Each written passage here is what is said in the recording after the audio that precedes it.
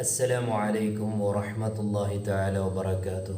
بسم الله والحمد لله والصلاة والسلام على أشرف رسل الله وعلى آله وصحبه أجمعين أما بعد.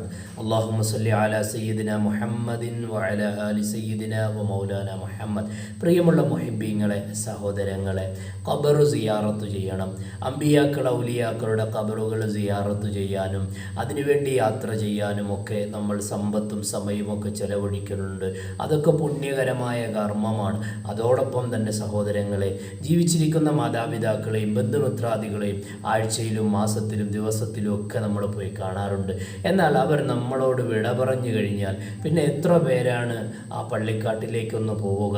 ഏകാന്തമായി നമ്മുടെ മാതാപിതാക്കൾ ഒറ്റപ്പെട്ട കബറിൽ, ഇരുളടഞ്ഞ കബറിൽ, ഇടുങ്ങിയ കബറിൽ കഴിയുമ്പോൾ സഹോദരങ്ങളെ, നമ്മുടെ ഒരു സഞ്ചാരവും നമ്മുടെ ഒരു സന്ദർശനവും അതവർക്ക് വലിയ പ്രതിഫലമാണ്, അവർക്ക് വലിയ സന്തോഷമാണ്.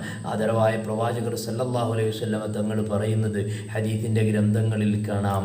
ഒരു മനുഷ്യൻ മരണപ്പെട്ട് ഖബറിൽ അകപ്പെടുമ്പോൾ അവൻ നടുക്കടലിൽ അകപ്പെട്ടതുപോലെയാണ്. അവരുടെ കുടുംബക്കാരും മക്കളും വേണ്ടപ്പെട്ടവരൊക്കെ ഒന്ന് സിയാറത്ത് ചെയ്ത് എന്തെങ്കിലും സൽക്കർമ്മങ്ങൾ ഖുർആൻ പാരായണം ചെയ്തോ സദഖ ചെയ്തോ ഒക്കെ ആ മാതാപിതാക്കളിലേക്ക് ഹദിയ ചെയ്യുമ്പോൾ അവന് ആ നടുക്കടലിൽ ഒരു പിടിവള്ളി കിട്ടിയതുപോലെയാണ് എന്ന് അവിടുന്ന് പഠിപ്പിക്കുന്നുണ്ട്. കാരുണ്യത്തിൻ്റെ പ്രവാചകർ മരണപ്പെട്ടു പോയ നമ്മുടെ വേണ്ടപ്പെട്ടവരോട് അങ്ങേയറ്റം കരുതൽ കാണിച്ചിട്ടുണ്ട്.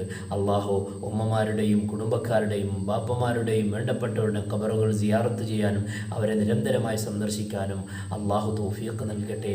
ആമീൻ ബിറഹ്മതിക യാ അർഹമർ റഹീമീൻ. അസ്സലാമു അലൈക്കും വറഹ്മത്തുള്ളാഹി തആല വബറകാതുഹു.